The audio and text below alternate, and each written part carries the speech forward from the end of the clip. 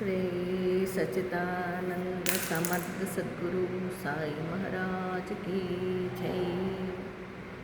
సాయి బిడ్డలందరికీ కూడా సాయినాథుని ఆశీర్వాదాలతో చాలా రోజులు గ్యాప్ ఇచ్చాం కదండి. గురు చరిత్ర, సాయి సచరిత్ర ఇవన్నీ కూడా చెప్పడం జరిగింది. ఇంకా అవన్నీ కదా అని కొద్ది గ్యాప్ ఇచ్చాను. నాకు సడన్గా ఒకటి అనిపించిందండి. ఇవన్నీ బాబా గారు గురించి అందరికీ తెలుసు. బాబా తత్వాన్ని మనము చాలా ప్రేమతత్వంతో ఇముడ్చుకున్నాము. ఆయన యొక్క భక్తిని, ఆయన మీద ఉండే ప్రేమని మనము ఆస్వాదిస్తూ ఉన్నాము. అలా ఆస్వాదిస్తున్న సమయంలో భక్తుల నుంచి, భగవంతుడి నుంచి భక్తుల్ని వేరు చేయడానికి ఈ మానవుల్లోనే కొన్ని గుణాలు ఉంటాయి కదండి.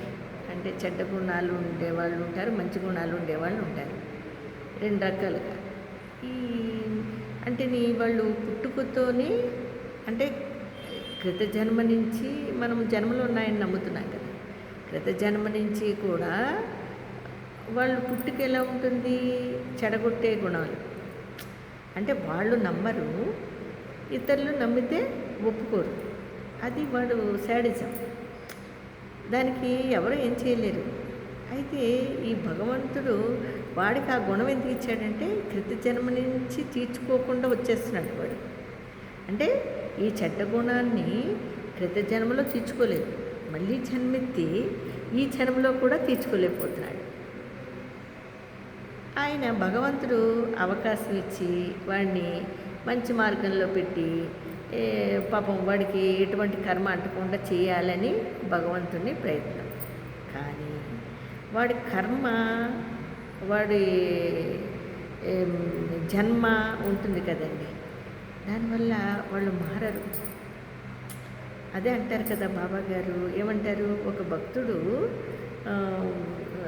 ఈ యొక్క సంసారిక కష్టాలని వాటిని తట్టుకోలేక చనిపోవాలనుకున్నప్పుడు బాబా గారు ఏం చేస్తారు, ఒక పుస్తకాన్ని అతని చేతిలో పెట్టించి పలానా పేజీ చదవమంటే అందులో ఏమని ఉంటుంది, ఆయన చనిపోయే ముందు ఎందుకు చెప్పారో సరే అని ఇలా పుస్తకం తీసి చూస్తాడు. చూస్తే అందులో ఏమని ఉంటుంది, నువ్వు కృతజన్మల్లో కర్మల్ని అనుభవిస్తూ వస్తున్నావు, వాటిని ఇప్పుడు ఈ జన్మలో అయినా పరిపూర్ణం చేసుకోకపోతే మళ్ళీ జన్మెత్తి మళ్ళీ ఇదే కర్మను అనుభవించాలి. కాబట్టి అంటే ఈ జన్మలు ఎత్తుతామండి, ఈ కర్మలు అంటే ఈ జన్మలోది ఈ జన్మకే మాయ అనేది ఉంది కదా. ఆ మాయ అనేది మనల్ని మరిపించబట్టి మనం జీవిస్తున్నాం. అదే మనకి జ్ఞాపకం ఉందనుకోండి, మన పుట్టుకే మనకి జ్ఞాపకం ఉంటే నిజంగా జీవించలేం, బతకలేం, కష్టం.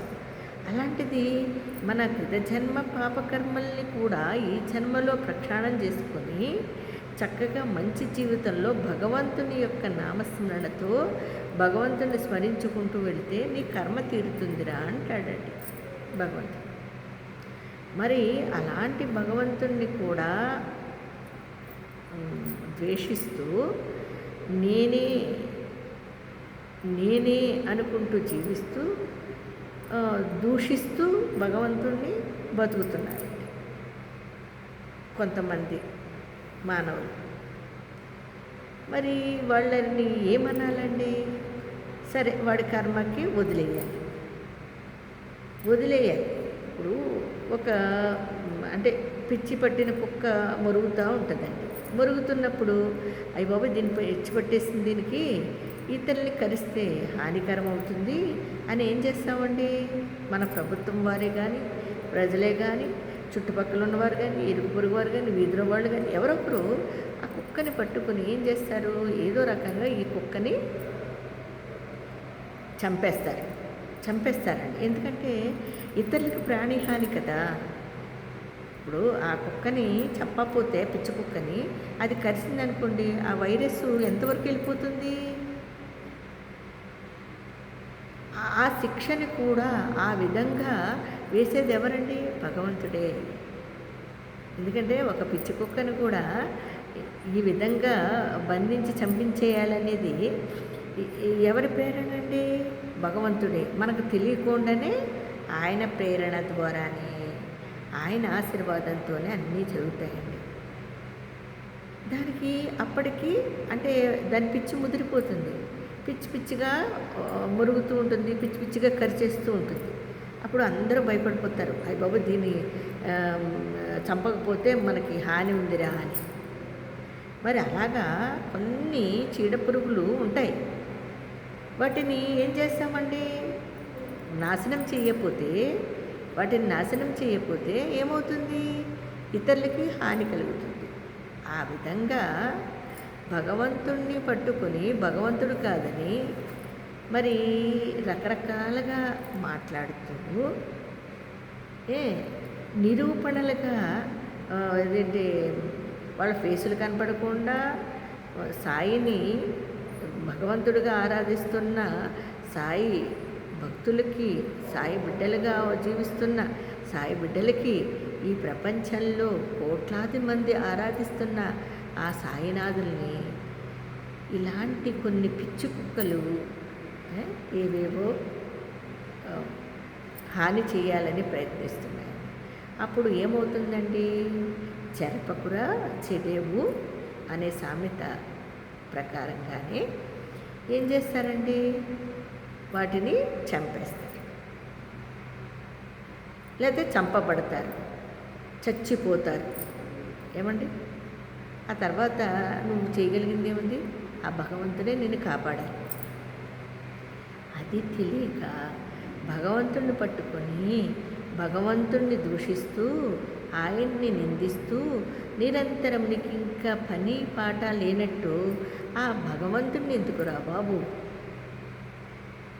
ఆ భగవంతుడిని ఆ బాబాగారి మీద పడ్డారేంట్రా నాయన, మీకేం కర్మ చుట్టుకుందిరా తండ్రి?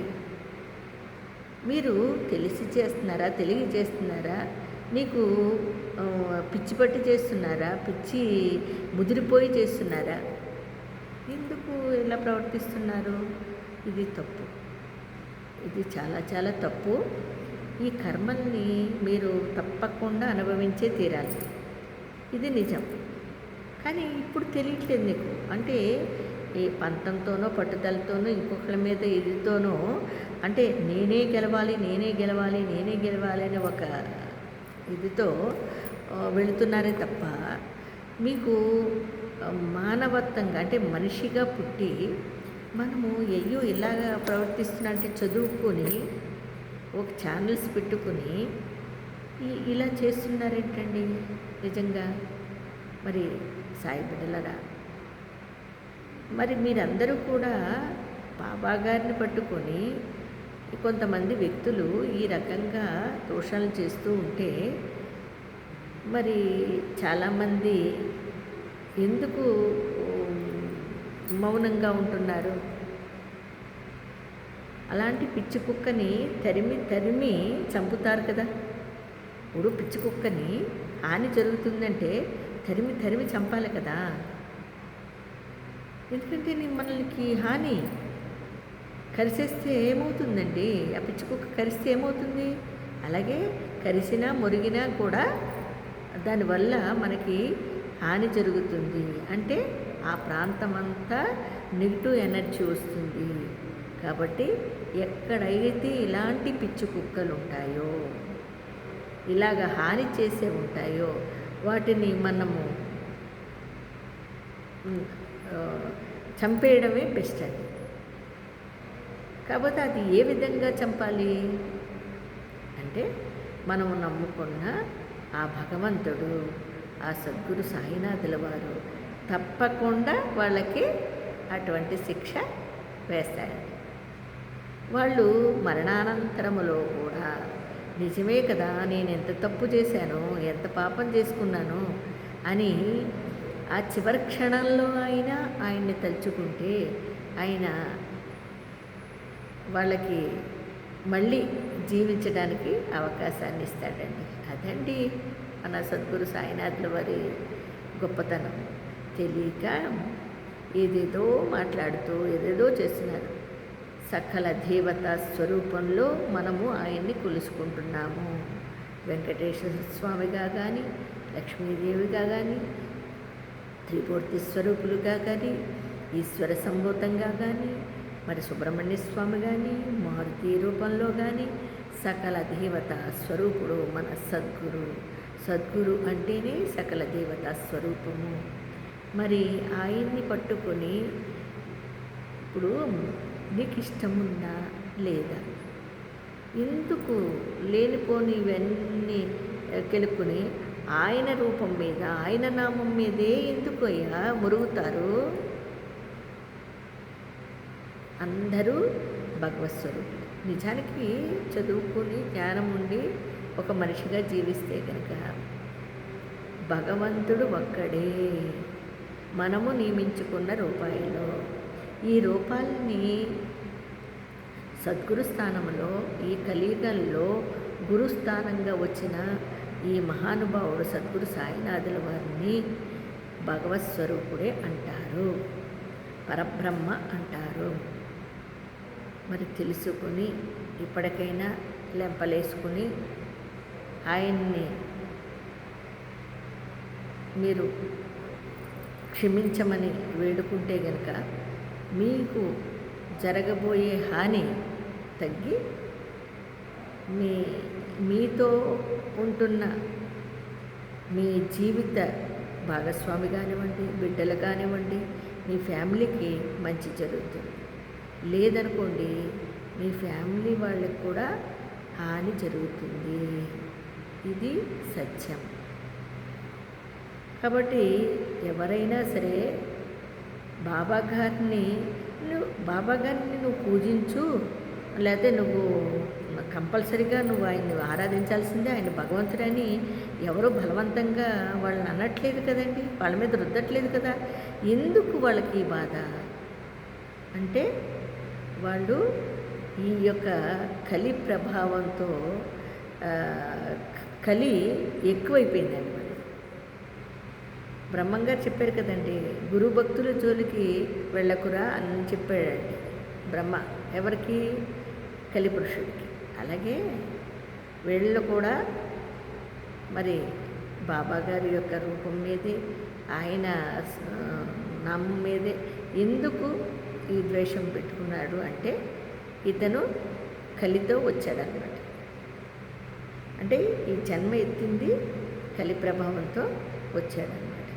అంటే చివరికి చెరపకుర చెడేవు అన్నారు. అలాగే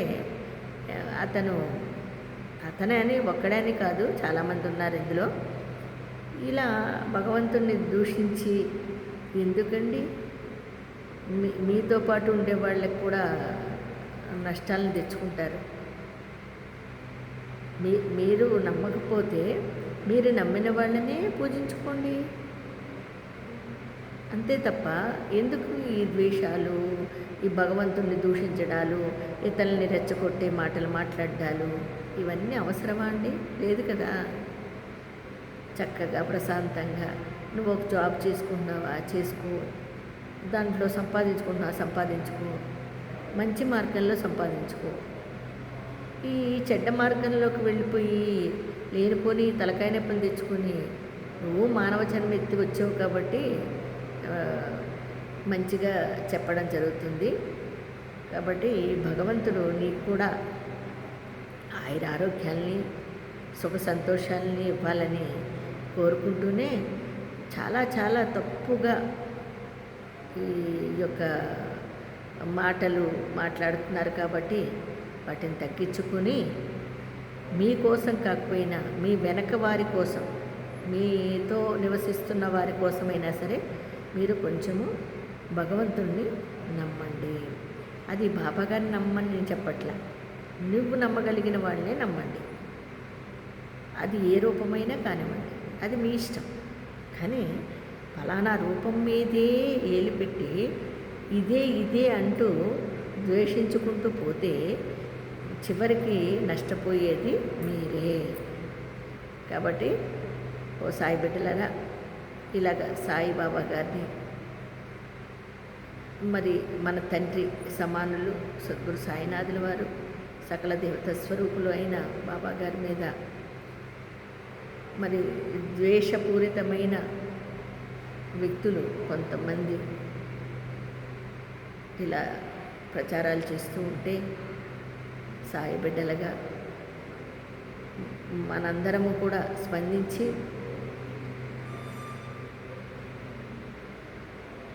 వారికి ఆ బాబా గారు ఆయన ఎవరిని ద్వేషించరండి. బాబా గారు ద్వేషించే వాళ్ళు కూడా ప్రేమిస్తారు. కాబట్టి వాళ్ళకు కూడా మంచి జరగాలని కోరుకుందాము మనం కూడా. మళ్ళీ నేను రేపటి నుంచి సద్గురు సుభాషితాలు అని అండి చక్కగా 2009లో ఆయన ప్రచురణమైందండి అది పుస్తకం. అది సద్గురు జగ్గి వాసుదేవ గారు రాసిన పుస్తకం అండి. చాలా బాగుందండి. ఎందుకో బాబాగారు నాకు దాంట్లోని కొన్ని విషయాలు అంటే చాలా చాలా బాగున్నాయి. మంచి మంచి పాయింట్స్ ఉన్నాయన్నమాట. అది నాకు ఈవేళ అంటే నా దగ్గర ఎప్పటి నుంచో ఉంది, నేను చూసుకోలేదు. అది ఈవేళ బయటపడింది. ఆ పుస్తకాలన్నీ సర్దుతూ ఉంటే బయటపడింది. అప్పుడు బాబా గారు ఇందులోని చూస్తే నిజంగా ఆయన హిమాలయస్లో కూడా తపస్సు చేసి మరి సద్గురువుగా చక్కగా మంచి విషయాలు, చాలా మంచి విషయాలు ఉన్నాయి. అవి రేపు మీకు కొంచెం కొంచెంగా తెలియపరచాలి అనుకుంటున్నానండి. తప్పకుండా మీ అందరికీ కూడా మరి ఆయన జగ్గి వాసుదేవ గారి మరి ఆయన చెప్పిన వాక్యాన్ని మనం తెలుసుకుందామండి కొంచెం కొంచెంగా. చాలా బాగున్నాయండి, మంచి మంచి విషయాలు ఉన్నాయి. అంతవరకు అందరికీ సాయిరామండి.